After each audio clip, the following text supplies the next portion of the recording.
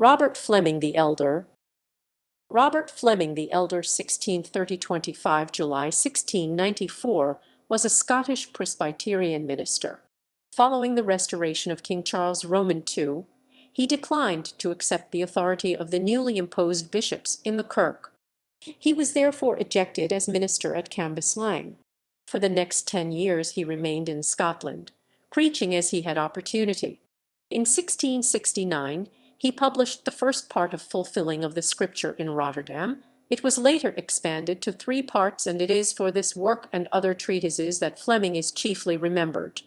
On 3 September 1672 he declined indulgence at Kilwinning, disobeyed a citation of the Privy Council, and fled to London, where his Scottish speech somewhat marred his usefulness. On 30 December 1677 he was admitted colleague to John Hog, minister of the Scots Kirk, Rotterdam. After the Revolution he might have been restored to Cambuslang, but preferred to remain in Holland. While on a visit to London he died of fever 25 July 1694, after a short illness. Daniel Burgess preached at his funeral and also recorded some memoirs of Fleming's life. Early life and education. Robert Fleming was born in December 1630 at Yester, Haddingtonshire, of which parish, anciently known as St. Bathans. His father, James Fleming, died 8 April 1653, was minister. James Fleming's first wife was Martha, eldest daughter of John Knox, the Scottish reformer. Robert was the issue of a second marriage with Jean Livingston, a relative of John Livingstone. He had his early training at home. His childhood was sickly, and he nearly lost his sight and life owing to a blow with a club. He speaks of an extraordinary impression made upon him as a boy by a voice which he heard when he had climbed up into his father's pulpit at night, but he dates the beginning of his religious life from a communion day at Greyfriars Church, Edinburgh, at the opening of 1648. At this time he was a student of Edinburgh University, where he at 15 had entered and from which he graduated M.A. on 26 July 1649, distinguishing himself in philosophy. He pursued his theological studies at St. Andrews under Samuel Rutherford. When he was only 20 he had joined the Covenanting army under David Leslie at the Battle of Dunbar 1650. Cambuslang ministry.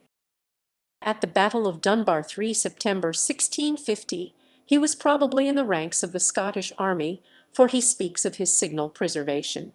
After license he received a call to Cambuslang, Lanarkshire, and was ordained there in 1653.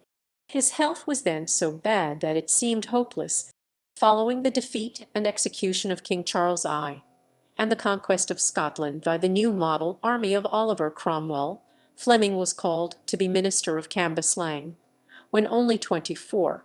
He remained there until the Restoration, when King Charles Roman II re-established episcopacy in the Church of Scotland. Fleming's ministry was popular and successful. On the restoration of episcopacy, the Scottish Parliament passed an Act 11 June 1662, vacating benefices that had been filled without respect to the rights of patrons, unless by 20 September the incumbent should obtain presentation. These patrons were enjoined to grant an episcopal collation and renounce the covenant. This is known as the Glasgow Act of 1662. Failing to comply with these conditions, Fleming was deprived by the Privy Council of Scotland on 1 October. During the next 10 years he remained in Scotland, preaching wherever he found opportunity. Indulgences were offered to the ejected ministers in 1669 by the king, and on 3 September 1672 by the Privy Council. By the terms of this latter indulgence Fleming was assigned to the parish of Kilwinning, Ayrshire, as a preacher. He disobeyed the order. When cited to the Privy Council on 4 September he did not attend, and a warrant was issued for his apprehension. He did not appear, but was later apprehended and imprisoned in Edinburgh Tolbooth. He fled to London, where his broad Scottish idiotisms and accents somewhat clouded his usefulness. In 1674 he was again in Scotland, at West Nisbet, Roxburghshire, where he had left his wife. She died in that year, and Fleming returned to London. From there he was called to become the minister of the Scots Kirk in Rotterdam in the Netherlands. Rotterdam Ministry. On 30 December 1677, he was admitted colleague in succession to Robert Mac Ward to John Hog or Hug, minister of the Scots Kirk, Rotterdam. Next year, he visited Scotland for the purpose of bringing over his children. While there he held conventicles in Edinburgh, and was thrown into the Tolbooth. Brought before the Privy Council in June 1679, he agreed to give bail, but declined to promise a passive obedience. He was sent back to prison, but soon obtained his liberty and returned to Rotterdam. The Privy Council allowed him bail, June 1679, but refusing to conform to all its demands, he was sent back to confinement. On regaining his liberty, he returned to Rotterdam. On 2 April 1683 proceedings were taken against him in the High Court of Justiciary at Edinburgh on suspicion of harbouring some of the assassins of Archbishop Sharp. His innocence appearing, the accusation was dropped on 17 April 1684.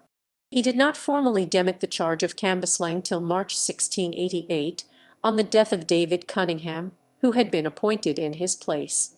The Act of April 1689 restored him to his benefice, but he preferred to remain in Holland. During a visit to London he was seized with fever on 17 July, and died on 25 July 1694. Robertson seemed to erroneously think his death was in Cambuslang. Legacy. Daniel Burgess preached at his funeral and also recorded some memoirs of Fleming's life. Fleming left a diary, which was not published. His rather confused list of 38 memorable occurrences of his life, entitled A Short Index, and c. is printed at the end of Memoirs by Daniel Burgess, prefixed to the 1726 edition of the Fulfilling and in How is Scots Worthies. A fuller memoir is prefixed to the 1845 edition.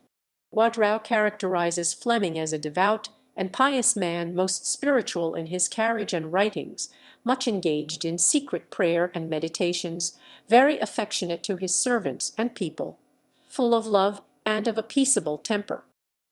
Publications by Robert Fleming, Sr., Sr., Sr., Sr., Sr., Sr., Sr.,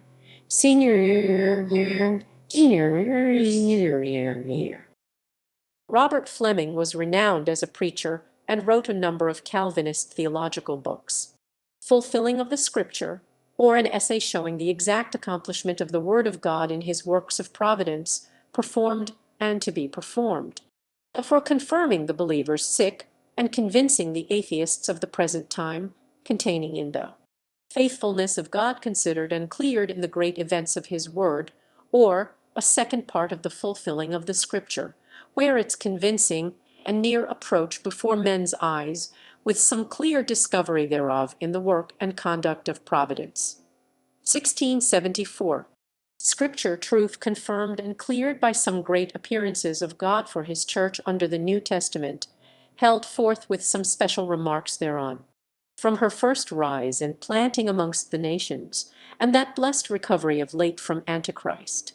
Church wounded and rent by a spirit of division, held forth in a short account of some sad differences hath been of late in the Church of Scotland, with the occasion, grounds, and too evident product thereof whose wounds are bleeding to this day. 1681.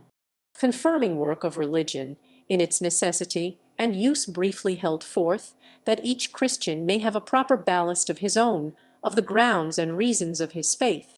Confirming work of religion, or its great things made plain by their primary evidences and demonstrations, whereby the meanest in the Church may soon be made to render a solid and rational account of their faith. 1693. Present aspect of our times, and of the extraordinary conjunction of things therein, in a rational view and prospect of the same, as it respects the public hazard and safety of Britain in this day. Licensed November 29, 1693. 1694 Fasti. The Fulfilling of the Scripture, Rotterdam, 1669. Second ed. 1671. The faithfulness of God, etc. Second part. The great appearances of God, third part. All three parts, 2 vols. London, 1681, 3rd ed., 1681, 4th ed., 1693, 5th ed., with life and a funeral sermon by Daniel Burgess. 1726, latest edition with life by Thomas Thomson, Edinburgh, 1845, an account of the Roman Church and Doctrine, London, 1675, a survey of Quakerism anon, 1677, T7, Scripture Truth Confirmed and Cleared, 1678, The Truth and Certainty of the Protestant Faith, 1678, The Church Wounded and Rent by a Spirit of Division, 1681, The One Thing Necessary, 1681, Joshua's Choice, 1684, originally printed in Dutch, The Confirming Work of Religion, Rotterdam, 1685, True Statement of the Christian Faith, 1692, Sermon on Ecclesiastes, Romans 7, 1692, Sermon on Jeremiah, Roman 18, 7-11, 1692, The Present Aspect of Our Times, London, 1694, Family. He married. Christian died at West Nisbet in 1674, daughter of Sir George Hamilton of Binney, Linlithgowshire, and had issue. Robert, his successor at Rotterdam, born 1660, died 21 May 1716, and 6 others. Fleming's son Robert Fleming the Younger succeeded him as minister of the Scots Kirk in Rotterdam. He too became a noted Calvinist theologian, and was author of The Rise and Fall of the Papacy,